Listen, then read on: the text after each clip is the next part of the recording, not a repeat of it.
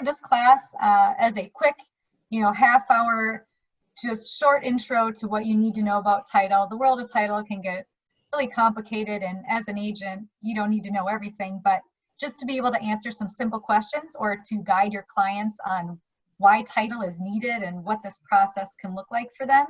And we have a lot of different documents also that I can email you or share with any of you that says, life of a closing and all the steps that people go through. It's kind of good for new home buyers that have never been through this process and didn't even realize this was kind of part of it, and that this other company gets involved at the end. So share any of those things too.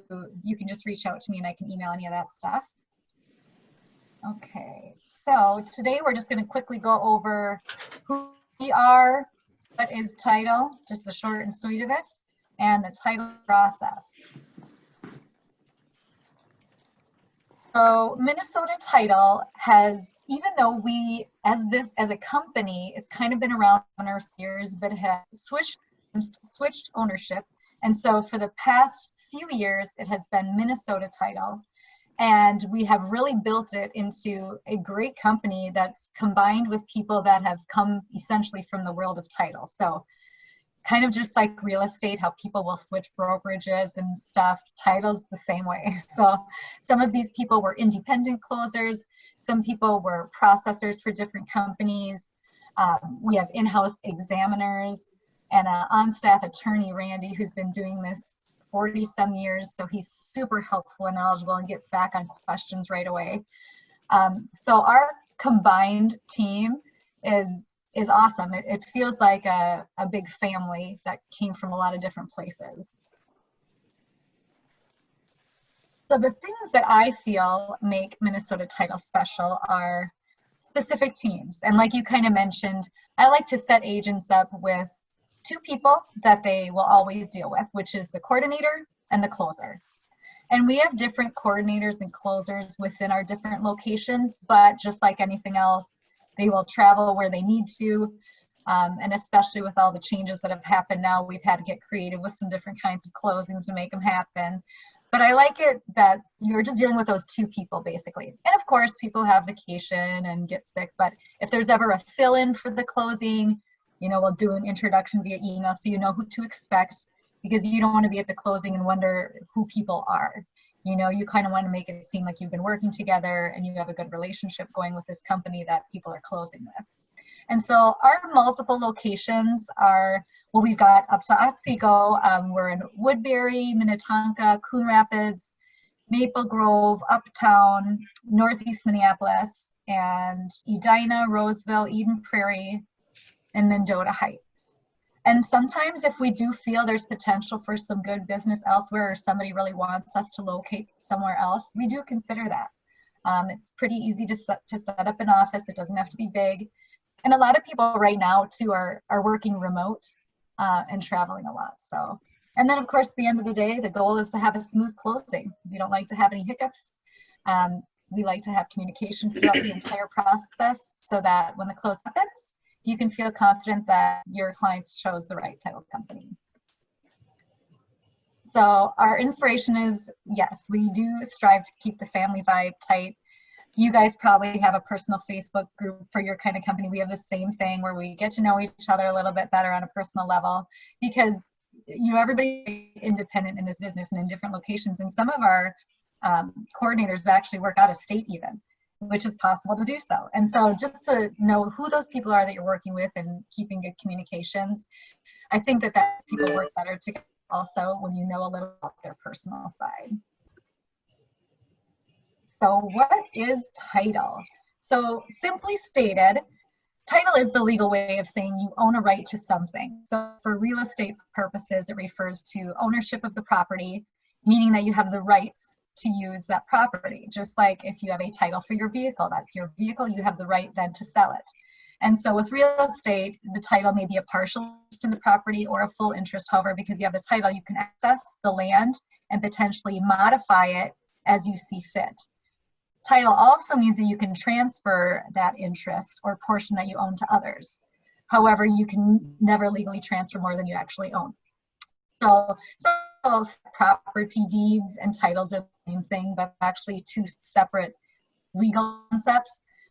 When you own a property entirely, you possess both the deed and the title, but a title is distinct from a deed, because deeds, on the other hand, are actually the legal documents that transfer the title from one person to another.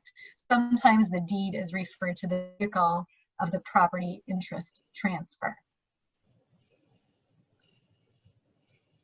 So this is just a little bit about the title process. What it is it's the final step when people are buying a home.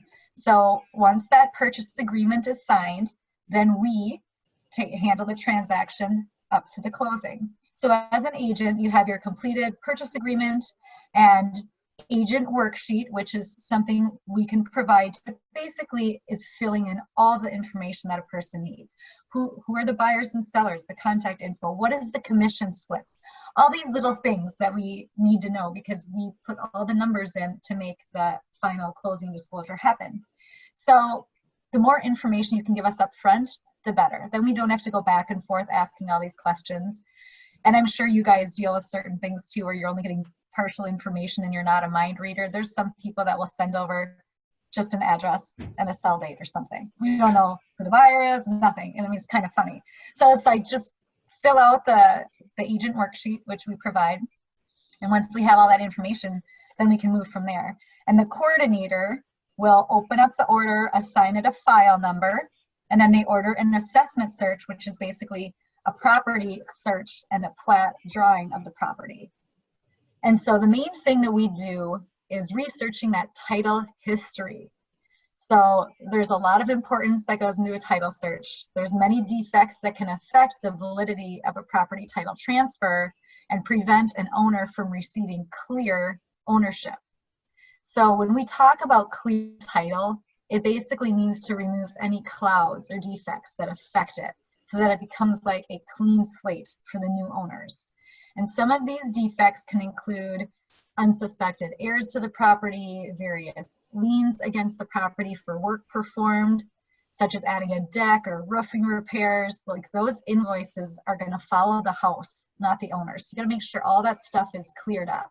Make sure there's no unknown second mortgages or unpaid taxes on the property. So Minnesota Title's expertise and skills in uncovering these defects is your assurance that the ownership to the property will be clear and unencumbered to the extent that defects are professionally discoverable.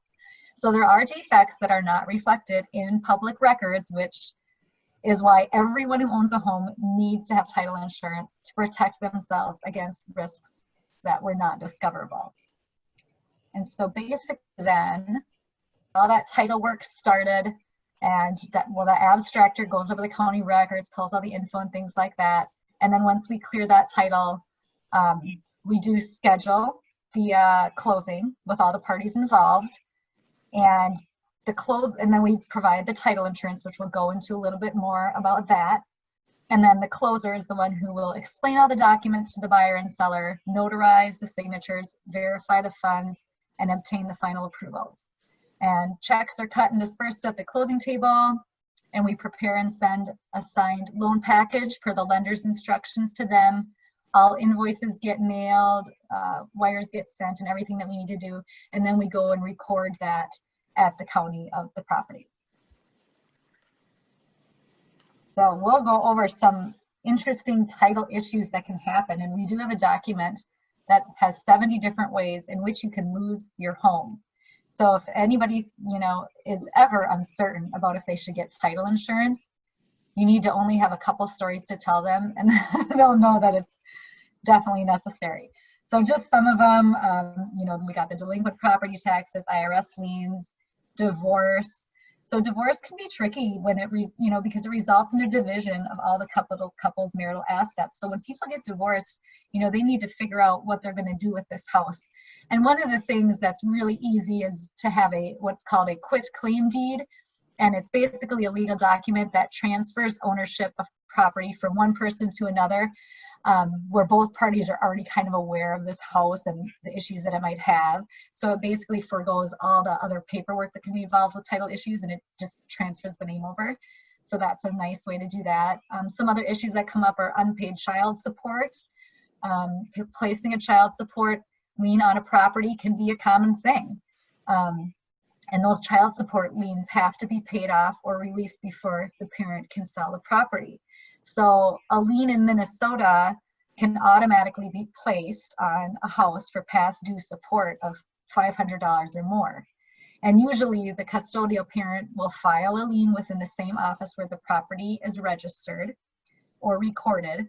So for example, a lien on your house would be filed with the county recorder in the county where your house is at, and that lien will remain until your child is no longer entitled to support and you've paid all the arrears or any custodial parent agrees to remove the lien. And then they'll get the money that they're owed when the house is sold. Other things that can be tricky are like probate documents. You know, if you pass away, your estate goes through probate, there's no will, you know, figuring out if two spouses own a house as joint tenants with the right of survivorship, the ownership of the house will automatically transfer. But those things can get really tricky. And trust, you know, sometimes you've got a lot of different parties involved in the transfer of one home. And so the more information we have and can get straightened out up front, the easier that is. And mechanics liens are also a lot of things that we find. You know, they're legal documents that essentially reserve the right of the filer to seek unpaid compensation. So subcontractors, contractors, suppliers, they usually come from them. So for example, if you hired somebody to create a swimming pool and at the end of the day you didn't want to pay him the last $5,000, the contractor can of course sue you for breach of contract, but also the lien laws give the contractor an additional remedy where he can file a mechanics lien on the property. And sometimes, you know, we just have to have that information. We can write it into anything. If someone agrees to add that to their fee or not charge them for it, whatever it is, as long as it's dealt with and somebody's getting paid for it. That's all that we need to know. So at Minnesota Title, we believe the closing day is the last moment your client will remember in their home buying and selling experience. And I'm sure as real estate agents, you feel the same way. So we want to be proud and confident that we'll do a good job for you and provide an enjoyable experience. So we have no problem asking our agents if there's certain things that they would prefer we do, don't do, things they would like us to say or not say. I mean, we obviously always try to shine you in a good light at the closing table. But some people prefer that we also, you know, hand out extra cards of yours to them or whatever, because we know that this is a referral-based business and it is for us as well. So we want you to continue to refer people to us, and we would like to have the clients that we deal with continue to refer business to you as well. So it's kind of like a good partnership. So now we'll go a little bit about title insurance, which is the main thing people want to have. And it is that one-time fee that protects the biggest investment of your life. So the primary purpose of title insurance basically is to prevent loss. And loss can occur because of defects in the title, claims against the property, acts of fraud, mistakes in the county record. Sometimes there are mistakes in the county record where somebody's property was recorded at the wrong address. I mean, crazy things happen. And we do our best, you know, but things come up. So it's worth it to protect that single most important investment of your life. And 99.9% of people do get title insurance. It's silly not to. You don't ever want to tell somebody to not get title insurance. It will come back and haunt you for the rest of your life if something happens to their home. Some people think, you know, if they're buying cash, it's just an extra charge. So why would they need title insurance? But there's been some horror stories, definitely with cash purchases. In fact, there was one client of ours that we know of that bought a home down in Austin for $100,000, even though it appraised at $500,000, because the sellers said they wanted out and they wanted to have a quick sale. So the buyers were so excited, they paid cash, got the property. And even though they mentioned that there might be a small loan on the property, they never really figured it out. And so they ended up finding out that there was a lot going wrong with the property, but they were recorded as being the owners. So they had this IRS lien they had to deal with, a judgment, and all these other things, and there was nothing that they could do. They ended up losing the property and losing their $100,000. All they would have had to do is maybe even just mention to the real estate agent they were working with that they were considering doing this, because I know they would have directed them to at least then get title insurance. It would have saved them, you know, hundreds of thousands of dollars, really. So just because something's cash is no reason to not get title insurance is basically what I'm saying. It's just as important regardless what kind of purchase you're making. So a little bit about the difference between the lender's policy and the owner's policy. So the lenders require title insurance. And the only difference between owners and lenders' title insurance is that the lender's policy only protects the lender. So that coverage goes away once the mortgage is paid off.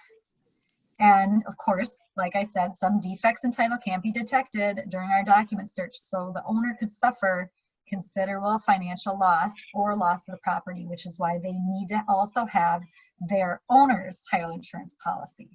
And that's designed to protect them against any claims or cost of legal defense, anything like that. And again, it's one payment, lasts as long as you own the home. And I'm thinking, like, for the cost of title insurance, and considering the amount that I've paid on my auto or health insurance, of which I've never used, is unreal. So this is like the best kind of insurance a person can really buy. So a little bit about closing day. We walk through all the documents, answer the questions, and ensure that all the documents are understood before signing. There shouldn't ever be any surprises at the table. No one should suddenly find out that there's a client that was actually divorced and didn't mention it, or that there's a well on the property.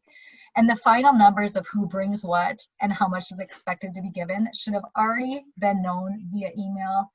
And, you know, a lot of our agents, well, some, it depends on them, but prefer, you know, once we've got all those final numbers, that we send it to the agent first so they can look over it and say, yep, it looks good, go ahead and send it to my client. Some people like to send it to their client directly from them and then answer questions and relay back to us. It's totally up to them. Or some of them just say, oh, just send it to us both at the same time. Just so that there's no surprises and suddenly someone isn't at the table wondering why they owe an extra 10 grand for something or whatever. It very rarely happens, but so basically getting these signatures is kind of just getting the final stamp of, yes, this is what we're doing, of things that they've already been aware of. And everybody's going to get copies of everything that they sign. And then we basically record it at the county. And a lot of what we've been doing now, especially due to COVID, is a lot of pre-signs of people that are the sellers. So they don't have to then come to this final closing day. They don't even have to meet the buyers. There's some people that love to gather around the table, and I'm sure we will do that again one day. But right now, the pre-signs have been huge, and it's been actually really convenient for scheduling purposes too, when less people are coming to the closing. If it's just the people that need to sign, sometimes it's just one person. So it's a lot easier to coordinate too. And what do people need to bring? So the buyer needs to bring a certified or cashier's check made payable to Minnesota Title for the amount specified by the loan officer. And then you always have to have your photo ID, whether that's a passport, driver's license, or a state-issued identification card. And then if the sale of your present home is required by your new lender, you have to bring a settlement statement and a copy of the warranty deed from your prior closing. Because sometimes that does happen. Someone will have a morning closing, they sell, and then they get the funds that they can then buy later. I mean, usually when someone is buying, it's because they're selling something else, or unless they were a renter.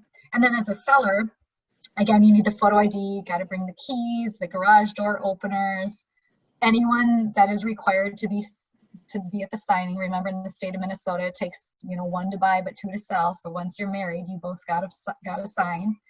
And understanding a little bit about the cost of title. So in Minnesota, real estate transactions, one of the most common questions asked by buyers and sellers can be, what are closing costs, or who pays the closing costs? So some of the expenses involved are closing costs when you're a buyer. They can include appraisal fees, credit report fees, loan origination fees, all these other types of fees. We do have an online calculator on our website where you can plug in the cost of the house and the loan amount, and it will basically give you a rough estimate of what the closing costs are within like $100. And sometimes, you know, the sellers pay the closing costs, and they're taken out of the proceeds. Things, you know, negotiations always happen. If somebody's having a difficult time selling their home, maybe they'll market it, well, we'll pick up the closing costs, or we'll do this. And so as long as we just have all the information that we need to get those final numbers to everybody so that they're accurate and correct, that's all that we need to know. And so some of the tips, communication is key as with everything in life. So if you think there's something we might need to know, just tell us. Then you won't, I mean, if we don't need at that time, but you know, if some kind of weird thing comes up where you think they're suddenly wondering if some weird thing in the basement is a well or whatever, we got to figure that out. That's really important. We're here to assist you, so don't hesitate to ask us any kind of questions. We've worked with lots of different real estate agents over the years, both residential and commercial, people that were brand new to the industry. And sometimes, you know, you have to get a few transactions going before you feel really comfortable and you're like, oh, okay, I get it. This is pretty easy process.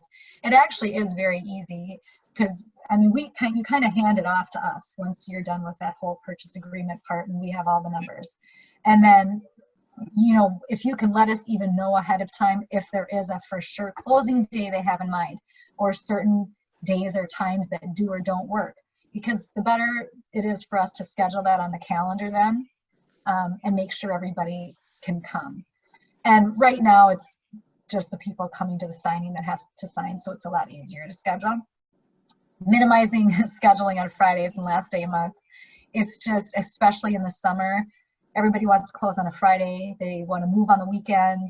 And so if you've got all these other people wanting to do it, and even if we space out closings between our closers, sometimes things can get held up. Somebody forgot their ID at home and has to run home, or someone's really, really chatty and has a lot of questions. It's kind of like at the doctor's office when things just get held up and you don't know why you've been sitting there for 45 minutes. It just happens. And so then it's like one goes wrong and then suddenly the whole thing can just derail. So if I was a real estate agent, I would probably try to avoid doing Fridays if I could, unless it's in winter.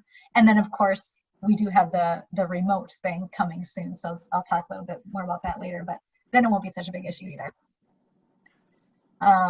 Having that closing worksheet filled out as much as possible is wonderful. And again, letting us know any kind of information we could possibly know, details of any work done on the property. And then wells, knowing if there's wells or not on the property is really important.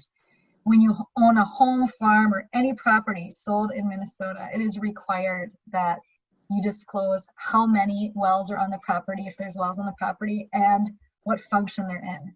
They're either going to be in use, which means they are used daily or seasonally, not in use, which means they haven't been touched. But then if they are not in use, they have to be sealed. You can't just have a well on the property that's sitting there anymore.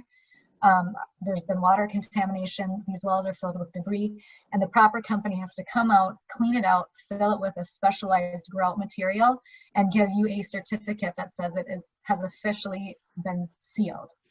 So that's why there has been a couple closings where someone's like, oh yeah, I do think that there's a well underneath that bookcase downstairs. And they didn't even realize what a huge red flag that was. Like, you have to deal with that before you even close on a property. So if somebody's uncertain if there's a well or not, you know, have them ask somebody, or you know, somebody can come out and look. There's a lot of different referrals we can give for that kind of stuff too. So some of the things that are new with us is, like everybody, we are sanitizing everything. All of our closers are equipped with masks and sanitizer.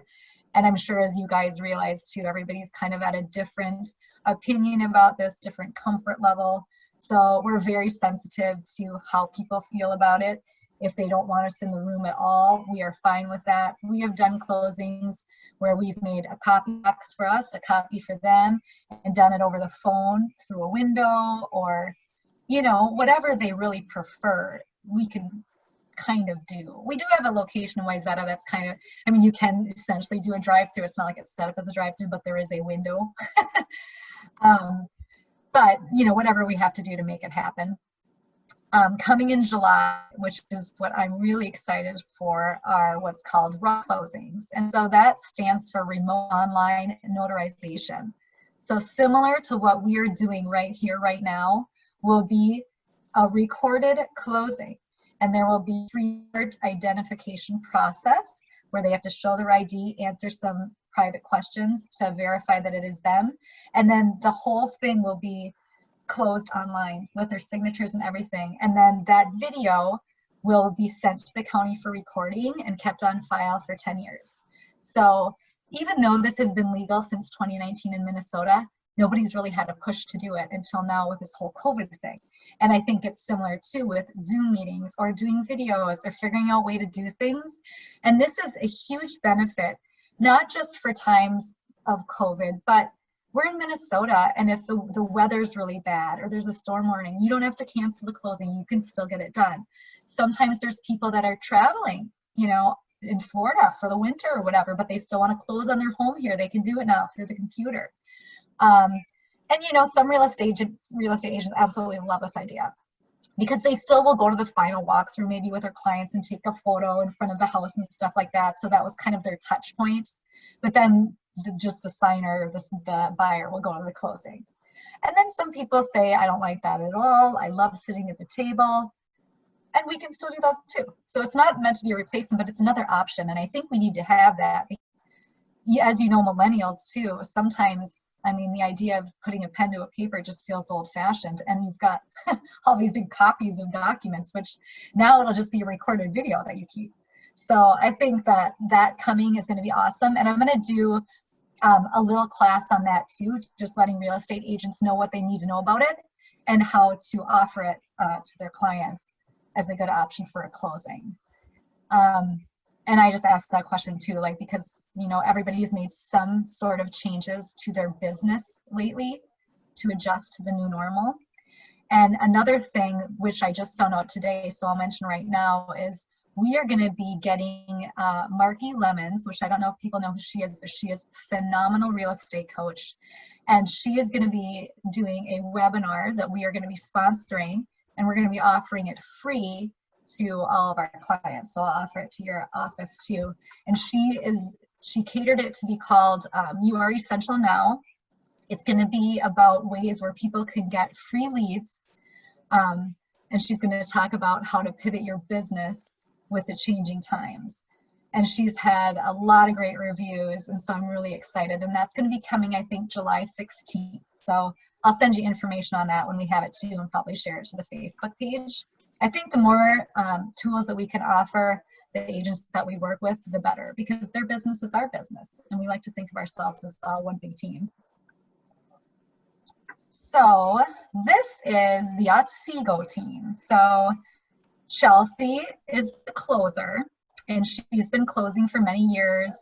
And so basically it does say a little bit about what the closer does. They are the ones that are the face of the table. They talk the docs. When we do the remote closings online, she would be the one on the other side of the screen. It's kind of like the final end of the process. Ryan, who's the closing coordinator, he's the one that gets the email of the purchase agreement and the agent worksheet, and he immediately starts working on it. And he basically handles everything up until that closing day where Chelsea will talk the documents. So Ryan is really busy. I've invited them both into this, but I don't think either one of them are not busy enough to attend because sometimes they can answer questions better. But the good thing about Minnesota Title is that no matter what the question, I can find the answer. Even if I don't have it myself, I know I can reach out to a whole bunch of people and get the answer. But Ryan actually is very quick to respond and reply, and he's just a machine. So we love having him as a coordinator. And that's all that I had for today. And there's my contact info. I'm happy to help with any questions, or I also can be a good resource for connecting people into certain networking groups, helping them with their marketing. I love doing stuff like that. So any way that I can be of assistance, I really do enjoy.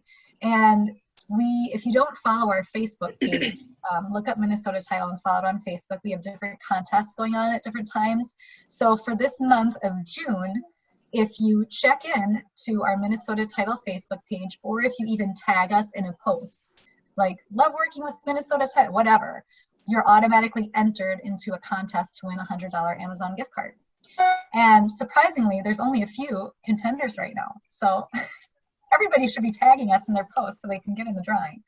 But we're going to try to do fun things like that month just to keep people engaged. And as you guys probably know too, the importance of Google reviews and 5 stars, because it really gains you more traction when someone does a search for you too. And I think a lot of people base things off reviews nowadays. I know that when I'm shopping on Amazon, I like to look at the stars. So does anyone have any questions at all? You can always reach out to me if you do, anytime. Yeah, I emailed out your information to Deb, so she can shoot you an email, and then I'll post this to Facebook either tomorrow or Thursday, so that everybody else can kind of jump on and share with us. So, yeah, but we that would be appreciate great, because people can comment too on questions, and then I can find ways to answer too. So yeah, this was great. I'm glad we were able to do this. And then, you know, once I create that one for the remote online closings, I can do something similar like this, and we can record it too.